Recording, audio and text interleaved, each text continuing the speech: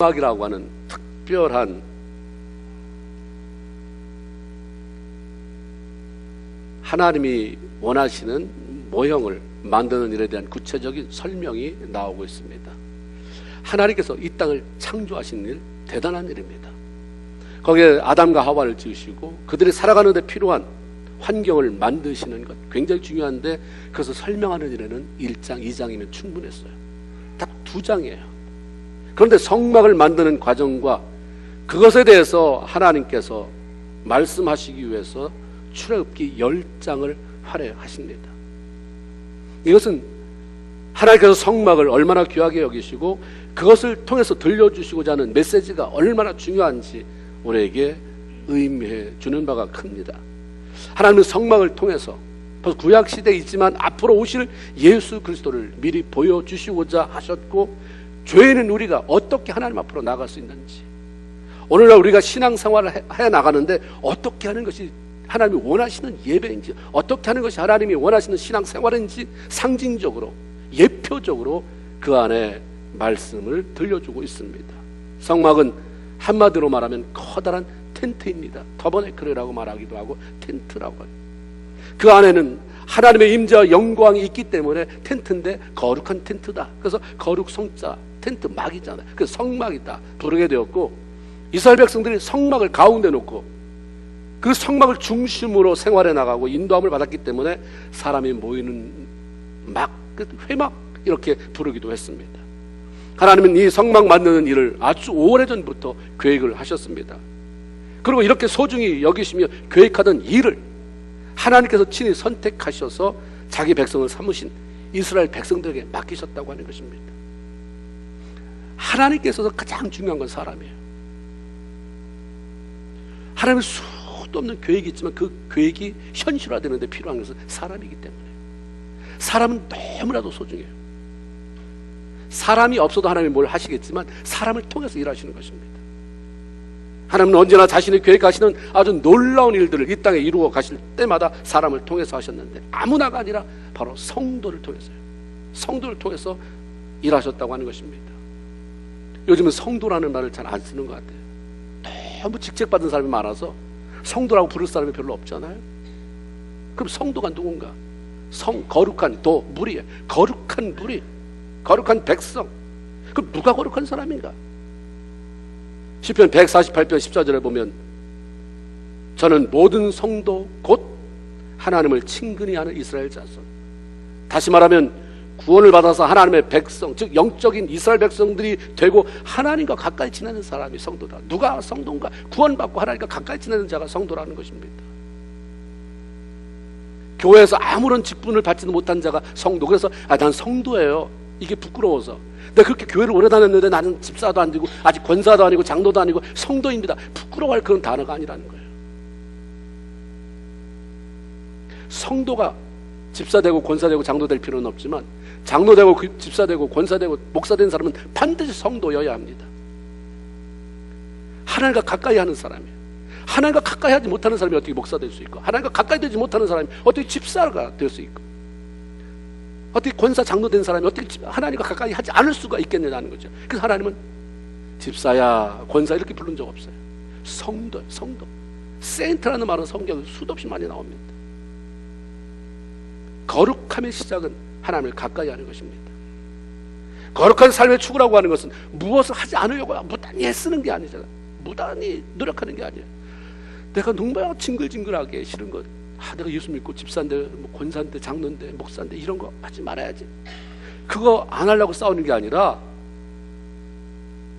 거룩하신 하나님을 갈망하고 말씀과 기도로 하나님과 친밀함을 누리고 가까이 지내려고 애를 쓰는 거예요. 그래서 하나님 앞에 가까이 지내다 보니까 자연스럽게 하나님이 원치 않은 게 멀어지는 거예요. 그게 거룩함으로 가는 길인 것입니다.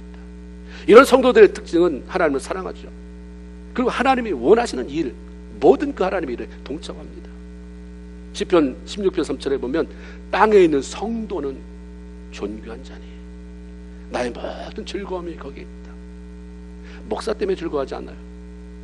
장로님 때문에, 권사님 때문에, 집사 때문에 즐거워하는 게 아니라 성도 때문에 내가 즐겁다. 그럼 직분 받지 않은 사람 때문에 즐겁다는 게 아닌 거예요. 이거는 또 하여튼 뭔 직분을 받았든지 성도, 하나님과 가까이 하려고 하는 사람들 때문에 내가 기쁘고 그가 내가 볼 때는 가장 존귀한 자다. 시편 116편 15절에 보면 성도의 죽는 것을 여호와께서 귀중히 보시는도다. 하나님께서 직분 받은 자 죽는 것을 귀하게 보는 게 아니라 성도로 죽는 것.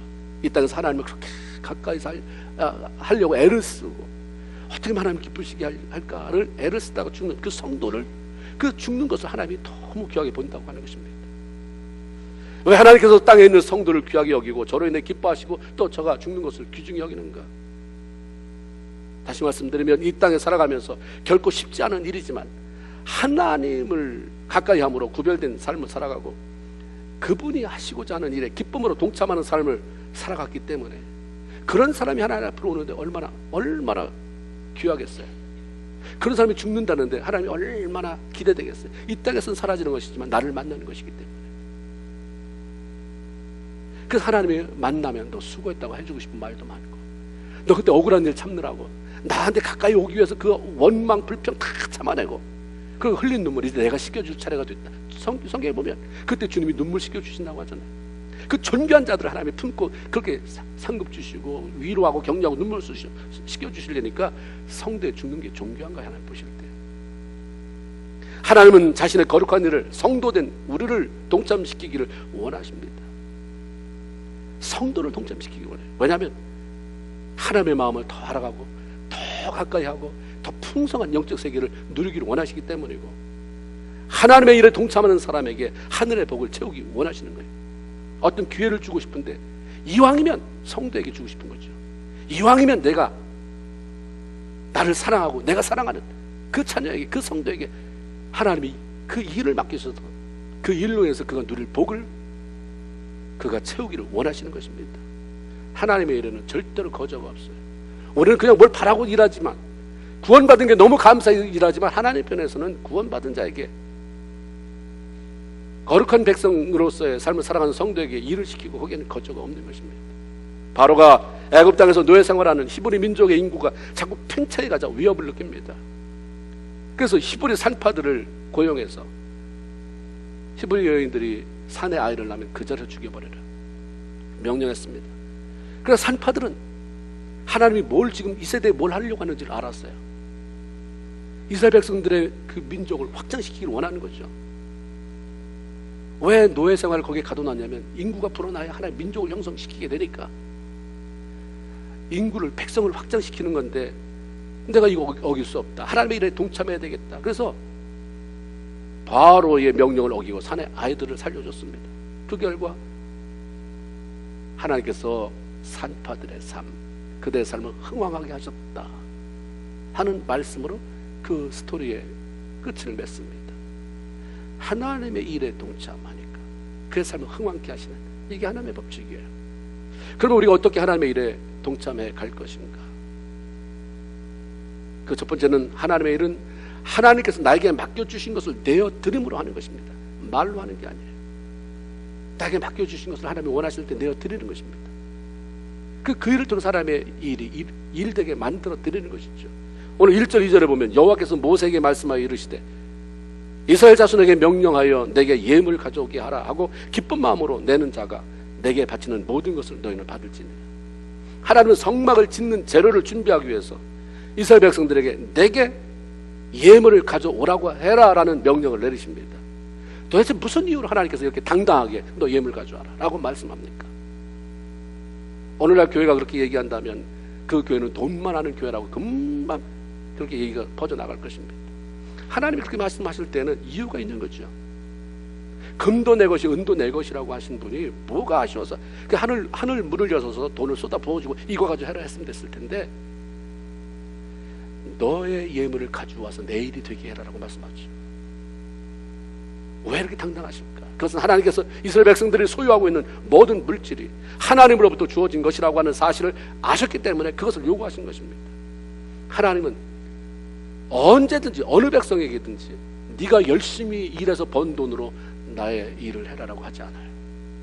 단지 내가 너에게 준 물질을 사용해서 나를 섬겨라라고 말씀합니다. 물질 헌신을 하지 못하는 이유는 내가 피땀 흘려 번 돈이기 때문에 너무 아까운 거예요. 그러니까 물질 헌신이 안 되는 것입니다. 시간 헌신하지 못하는 이유는 내 취미생활을 위해서 사용해야 할 내 아까운 시간이기 때문에 이거 시간을 못 들이는 것입니다. 내가 소유하고 있는 물질이나 시간, 삶의 모든 것이 하나님께서 나에게 맡겨주신 것이라고 하는 청지기의 마음을 가진 성도가 되어야 그분이 원하실 때 언제든지 즐거움으로 그리고 기꺼이 사용할 수 있게 되는 것입니다. 성경을 살펴보면 하나님께서는 오래전부터 성막을 계획하고 계셨고 여기에 필요한 물질을 어떻게 조달할 것인지까지도 세밀하게 준비하셨어요. 창세기 15장 13절 14절에 보면 하나님이 아브라함을 만나는 장면이 나와요. 처음으로 아브라함을 불러내서 그를 만납니다. 그리고 앞으로 되어질 일에 대해서 예언적인 말씀 들려줘요. 넌 반드시 이걸 알아라. 내 자손이 이방에서 객이 되어 그들을 섬기겠고 그들은 400년 동안 내 자손을 괴롭히리니 그들이 섬기는 나라를 내가 징벌할지며 그 후에 내 자손이 큰 재물을 가지고 나올 것이다. 우리가 잘 알듯이 이것은 이스라엘 백성들이 400년 동안 애굽에서 종살이를 하다가 모세를 통해서 해방되어 나올 것에 대한 예언입니다. 모세는 아브라함은 그게 무슨 말인지 몰랐지만 우리는 알아요. 성경에 기록되어 있으니까. 400년 종살이를 하던 민족에게 해방이 찾아올 거라고 하는 것도 이해하기 힘든 말씀인데 그들이 나오면서 큰 재물을 가지고 나올 것이라고 하니 도무지 상상이 되지 않아요.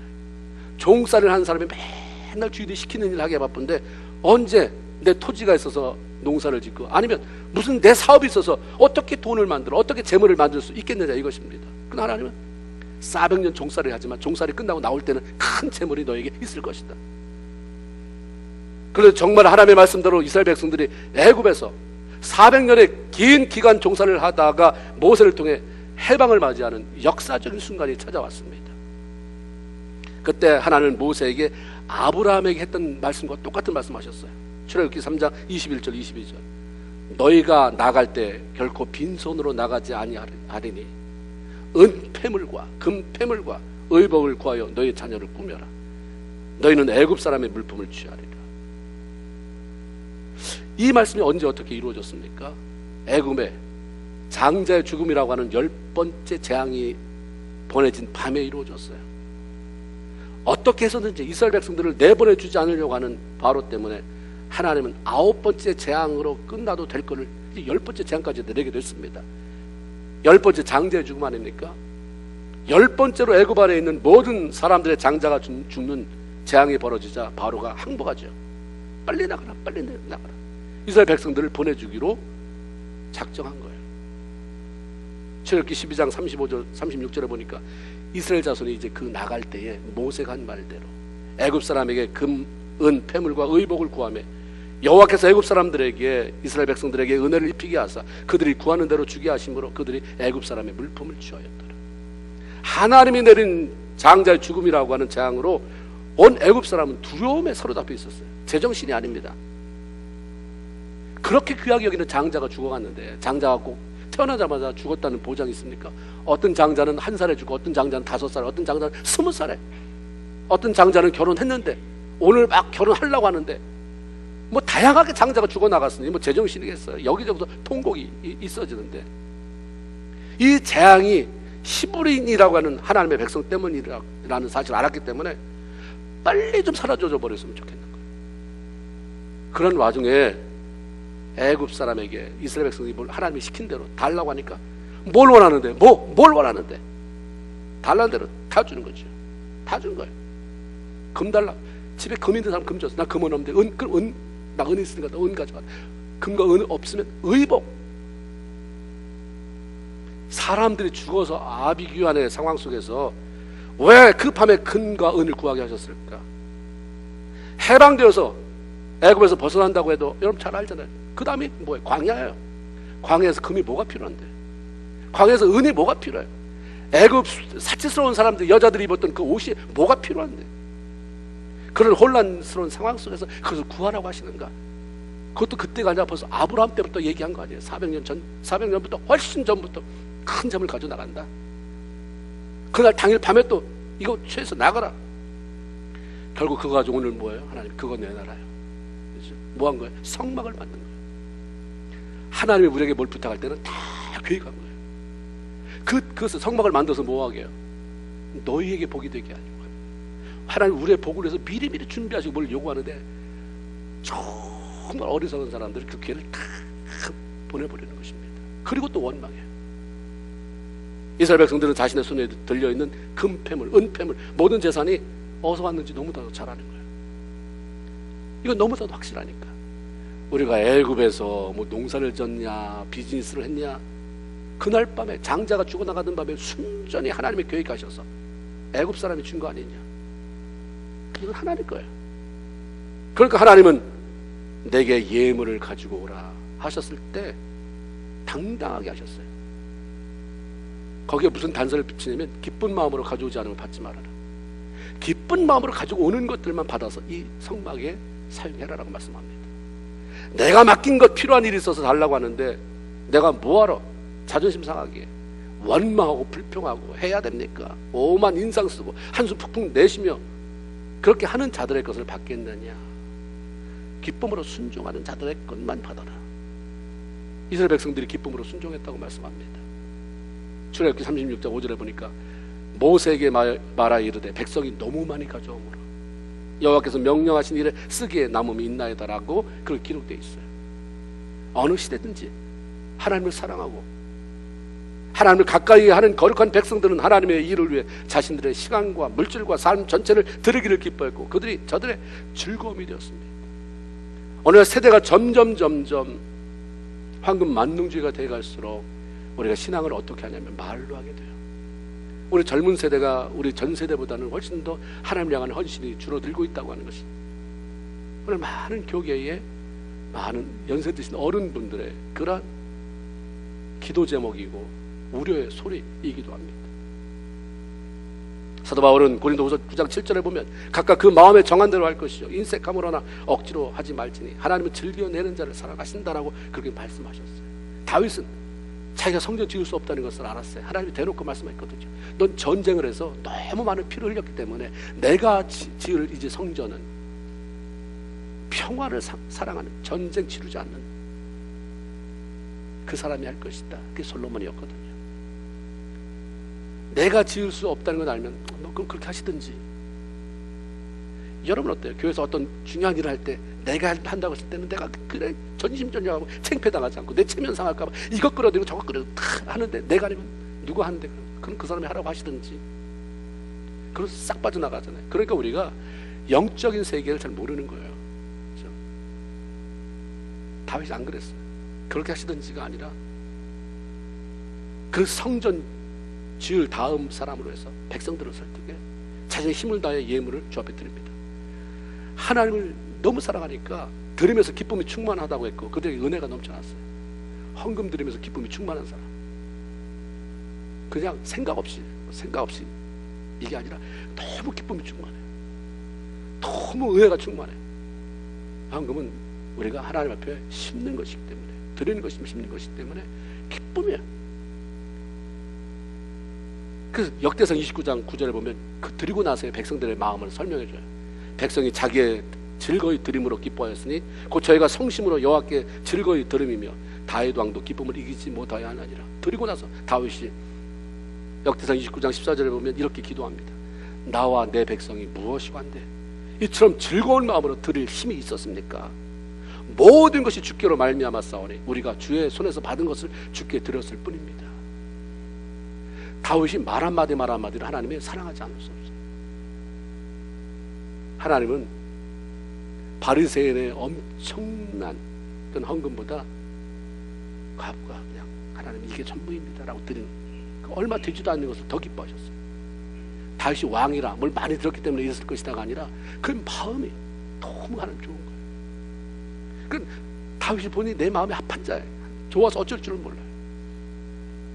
하나님이 좋아서 어쩔 줄을 모르는 자. 널 보면 이렇게 한숨이 나오냐. 그래 신앙생활 잘 하고 있는 거냐. 이게 아니라 널 보면 너무 좋아. 다윗의 마음 씀씀이도 좋고 훈련받는 그 기간 내내 그 견뎌내는 모습도 좋고 왕이 됐는데도 불구하고 그렇게 하는 것도 좋고 내가 뭘 드렸다고 어깨에 힘들어가는 게 아니라 주님이 나한테 맡긴 걸 도로 드렸을 뿐인데 내가 뭘 자랑할 게 있습니까? 그냥 나는 하나님께 드릴 수 있어서 너무 기쁩니다. 즐겁습니다. 이러니까 좋고. 그러니까 다윗은 그냥 그의 삶이 일사천리로 열려지게 됐어요. 의무감이 아니라 기쁨으로 드렸습니다. 드리면서 이렇게 기뻐할 수 있었다는 것은 그만큼 하나님을 사랑했다는 것이고 그 마음에 하나님의 은혜가 흘러가고 있었다고 하는 것입니다. 하나님이 다윗을 사랑하며 축복하지 않을 수 없었죠. 마가복음 10장에 보면 어떤 사람이 예수님을 찾아와요. 개별적으로 찾아오는 거 보니까 굉장히 용무가 있었던 거 아닙니까? 그 사람은 영생에 대한 목마름이 있었다고 했어요. 도대체 내가 어떻게 구원받고 어떻게 해야 영원히 살 수 있을까? 대단한 관심이잖아요. 그 세대에 구원받고 싶은 거예요. 그 영원히 사는 그 비결을 좀 알고 싶은 거예요. 예수님을 찾아왔어요. 개별적으로. 어떻게 했으면 내가 영생을 받겠습니까? 살인하지 말아라, 간음하지 말아라, 도적질하지 말아라, 속이지 말아라, 거짓으로 남의 것 뺏지 말아라, 부모 공경해라, 이런 계명에 대한 말씀을 쭉 했어요. 자신만만해. 나 그거 어렸을 때부터 우리 엄마한테 들은 얘기고 우리 아버지한테 들은 얘기고 다 그렇게 살아왔다. 그래서 주님은 그 얘기하고 싶은 거 아니었거든요. 그건 그냥 서론 부분이에요. 한 가지를 건드려요. 너한테 한 가지 부족한 게 있다. 네가 어렸을 때 그렇게 철저히 계명대로 살았다. 그렇게 전통 속에 살았느냐? 나 한 가지 부족한 게 있다. 그걸 건드리는 게 물질에 대한 부분입니다. 너 재산을 팔아 가난한 사람에게 나눠줘라. 그토록 영생을 갈망했던 이 사람의 반응이 어떻겠어요? 그게 영생을 얻는 비결입니까? 아주 영원히 사는 것이라고 한다면 내 이 땅에 70이고 80이고 90이면 죽어야 되는데 영원히 사는데 내가 하나님 그게 원하신다면 그걸 하겠습니다 라고 할 것 같은데 그렇게 갈망했다면 나 은혜 받아야 돼, 나 은혜 받아야 돼, 주님 뜻대로 살고 싶어야 돼, 말은 그렇게 한다 이 말이에요. 또 다 재산 팔아서 하나 빚들여라 하니까 마가복음 10장 22절에 그가 어떻게 갔는지를 표현해줘요. 그 사람이 재물이 많은 고로 이 말씀으로 인하여 슬픈 기색을 하고 근심하며 가니라. 이게 우리의 모습이에요. 말로 속으면 안 됩니다. 나 주님 뜻대로 거룩하게 살고 싶은데 뭐 은혜 받고 싶은데 근데 그렇게 안 하거든요. 그러면 엎드려라, 기도해라, 말씀 속으로 들어가라. 그건 하기 싫은 거예요. 다 할 수 있지만 피땀 흘려 모은 물질은 좀 곤란하다고 하는 거죠. 그거 빼고는 다 할 수 있다는 거예요. 하나님이 원하시는 건 네가 빼놓은 그거 가지고 일해라. 네가 빼놓은 거는 네가 별로 힘들이지 않고 할 수 있는 거지만 빼놓지 못한 거. 하나님은요 우리를 망하게 하려고 하는 분이 아닌 거예요. 하나님 하신 모든 말씀은 다 좋도소이다. 다 유익이야. 어느 날 물질은 신과 같은 위치를 차지해 버렸어요. 그래서 물욕으로 채워지면 주님이 우리 마음에 채워질 수 있는 공간을 내어드리기가 쉽지 않아요. 마태복음 6장 21절에 보면 내 보물이 있는 곳에는 내 마음도 있다 말씀합니다. 주님께서 우리의 소유를 달라고 하시는 것은 마음을 보시기 위한 것입니다. 네가 10개가 있지? 그거 가지고 내일 좀 해봐라. 아시죠? 10개 내가 살아가는데도 쉽지 않다는 거. 그 마음을 보시고 100개, 1000개로 하나님이 채워주실 수도 있는 거예요. 그거 마음을 보시는 것입니다. 내 물질 있는 곳에는 마음이 있다. 내 것이 아닌 주님께 받은 것. 우리 다 건강도 주님 앞에 받은 거잖아요. 우리 물질도 우리 시간도. 때때로 하나님이 나에게 감동을 줘요. 그럼 하나님 뭘 원하시는데요? 감동을 주세요. 개별적으로. 내가 좀 고아를 좀 도왔으면 좋겠다라든지 내 이웃을 좀 살폈으면 좋겠다든지 네가 좀 선교에 동참했으면 좋겠다든지 하나님은 다양하게 뭐 말씀하시겠죠. 하나님이 일하시기 원해서 나에게 말씀하실 때, 나를 귀하게 여기고 나에게 말씀하실 때 기꺼이 그걸 내어드림으로 말미암아서 기회를 잃어버리지 아니하고 주 앞에 주의 일에 동참해 나가고 주의 노란 은혜와 축복 속에 거하는 저와 여러분 모두가 되길 주님의 이름으로 축원을 드립니다. 특별히 하나님의 일은 내 맘대로가 아니라 그분이 보여주시는 대로 하는 것이라고 하는 거예요. 9절에 보니까 물은 내가 네게 보이는 모양대로 장막을 짓고 기구들도 그 모양을 따라 지을지니라. 하나님이 모세에게 이렇게 해라 말씀하셨다는 거예요. 사도행전 7장 44절에 보면 다시 이거에 대한 얘기가 나와요. 광야에서 우리 조상들에게 증거의 장막이 있었으니 이것은 모세에게 말씀하신 이가 명하사 그가 본 그 양식대로 만들게 하신 것이라. 성막은 헌신된 사람들이 드린 예물과 특별한 기술을 가지고 있던 사람들을 통해서 만들어졌지만, 그렇다고 해서 그것이 자기들 마음대로 만들게 하신 것이 아니에요. 단지 하나님께서 미리 말씀하시고 보여주신 대로 따라가며 완성시킨 것입니다. 모든 성도들은 하나님의 일에 동참해야 하지만 그것은 내가 좋을 대로 해치우는 것이 아니라 하나님께서 원하시는 대로 이루어 드리는 것입니다. 하나님의 일에 동참한다는 것은 나를 드러내거나 생색을 내는 것이 아닙니다. 하나님의 계획이 성취되는 데 쓰임을 받아서 하나님 나라를 확장시키고 하나님의 영광을 드러내는 것입니다. 하나님께서 노아 시대에 죄악으로 인해서 물로 세상을 심판할 계획을 가지고 계셨잖아요. 그때 사용된 사람이 노아입니다. 앞으로 물로 심판할 건데 배가 필요하다, 배를 지어라 하지 않았어요. 배를 만들려고 하셨지만 무슨 재료를 가지고 어떻게, 치수는 어떻게, 모양은 어떻게 만들 것인지 정확히 알려주셨어요. 창세기 6장 이하에 쭉 보니까 잣나무로 만들어라. 그리고 상중하 3층으로 만들어라. 길이는 300규빗이다. 300규빗, 1규빗이 50cm로 계산하면 얼마입니까? 1500m. 광이 넓이가 50규빗이고 높이가 30규빗이고, 그리고 바다에 띄워야 되니까 물 셀 수 있다. 역청을 발라라. 콜타를 쫙 바르라고 자세히 알려주셨어요. 노아의 반응은 어떻습니까? 내가 생각하면 이렇게 하는 게 좋을 것 같은데요 하면서 합의를 보았다라가 아니에요. 창세기 6장 22절에 노아가 그와 같이 하되 하나님이 자기에게 명령하신 대로 다 준행하였더라. 모든 믿음의 사람들, 하나님께서 불러 그 일에 동참시켰던 일꾼들은 한결같이 내 생각이 아닌 하나님께서 말씀해 주시고 알려주신 대로 순종하며 살았던 사람입니다. 하나님을 위해서 무슨 일을 하고 싶어 하는 것보다 우선되어야 할 것은 하나님의 말씀에 따라서 움직여주는 훈련인 것입니다. 이게 안 되는 사람이 일에 들어가면 감독자 되시는 하나님이 너무 힘들어요. 넌 일하지 말고 순종하는 법 좀 배우고 가라. 내 일은 내가 알아서 해. 내가 시키는 대로 하는 것이지 네 마음대로 하라고 하는 게 아니다. 하나님의 말씀 따라 움직여지는 훈련이 굉장히 중요해요. 하나님의 일꾼, 교회 일꾼의 특징은 내 생각이 아니라 하나님의 말씀대로 움직여진다고 하는 특징이 있습니다. 사사기 17장 6절에 보면 사사시대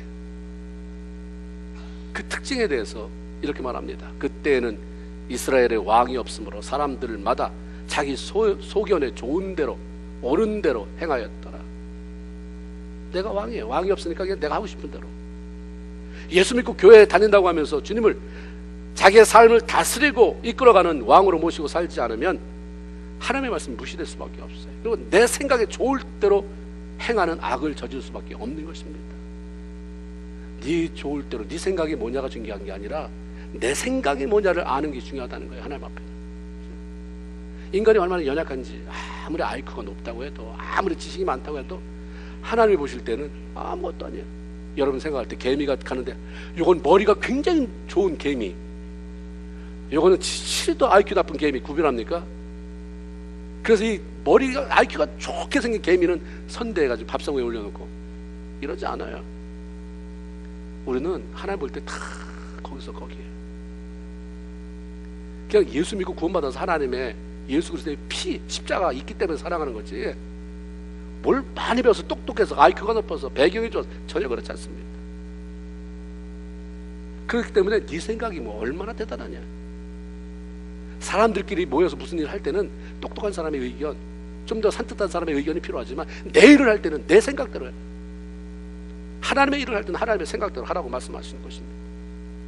주인 되고 왕이 되시는 하나님의 말씀에 움직여지지 않는 사람이 어떻게 하나님의 일에 동참하는 일꾼이 될 수 있냐 이 말이에요. 하나님은 시편 32편 8절에 보면 내가 너의 갈 길을 가르쳐 보이고 너를 주목하여 훈계하리라 이렇게 말씀합니다. 끊임없이 우리를 가르쳐 주시고 보여주시고 훈계하심으로 어떻게 해나가야 될지를 알려주신 하나님, 우리가 순종하고 나가는 그 하나밖에는 선택이 없습니다.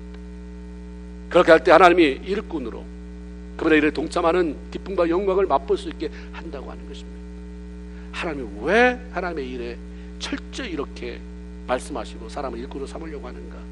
사람이 없어서가 아니에요. 이 땅에서 네가 한법같게 살지 않는 인생을 좀 멋지게 좀 살아봐라. 나 때문에 내 손에 붙잡혀서 멋지게 존귀하게 한번 살아보라고 하나님이 기회를 주고 싶어서 그러시는 것입니다. 하나님을 가까이 하며 살아가는 성도로 나 자신의 모든 것을 기꺼이 하나님 앞에 내어드리며 하나님께서 말씀하시는 대로만 순종함으로 말미암아 하나님 일에 동참해가고, 나는 그냥 동참하고 순종하고 갔더니 하나님이 내 삶을 축복하시고 전혀 예기치 못한 방법으로 방향으로 이끌어가시며 채워주시는 것들, 그리고 하나님이 약속하신 대로 후대가 잘 되는 복을 경험하며 나가는 저와 여러분 모두가 되기를 주님의 이름으로 축원을 드립니다. 아멘. 하나님 고맙습니다. 복된 성일을